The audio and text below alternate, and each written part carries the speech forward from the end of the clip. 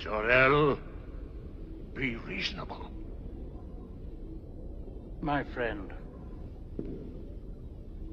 I have never been otherwise. This madness is yours. This is no fantasy. No careless product of wild imagination. For this demonstration, I use as a light source this small LED headlamp with a reflector on the back as the sun. And for the moon, I use this 33 centimeter ball supported by a thin piece of wire. And then the target where the Earth would be is this white piece of paper with a 33 centimeter circle on it attached to a white background. The lamp is put on top of a box which I can move back and forth down the hallway and aim it at the target. So let's see what happens.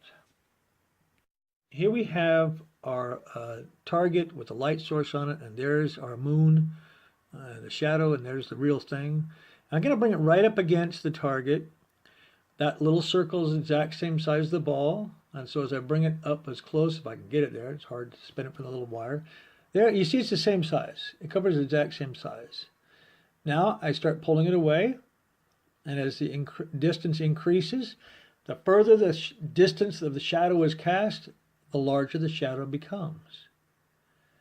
And it really has a lot to do, I believe, with the ratio between the distance, the total distance from the light source to the target, and how much the ratio between that light source and the moon. So now I'm at least 50% halfway between what would be the Earth and the sun with the moon now. And you start to see this penumbra.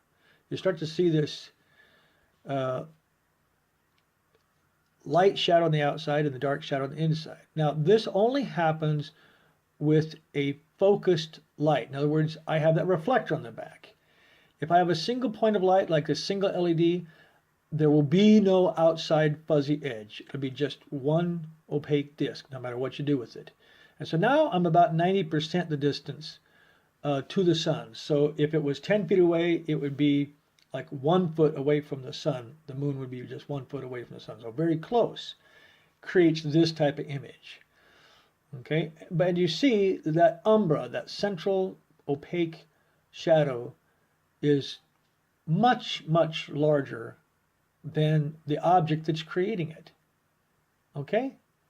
It would be the equivalent of the whole size of the Earth there. If it was the moon at 2,000 miles across, and it was 90% the distance to the sun, it would produce that whole, it would cover the entire Earth. But it doesn't. It only goes 73 miles wide. That's what I'm telling you.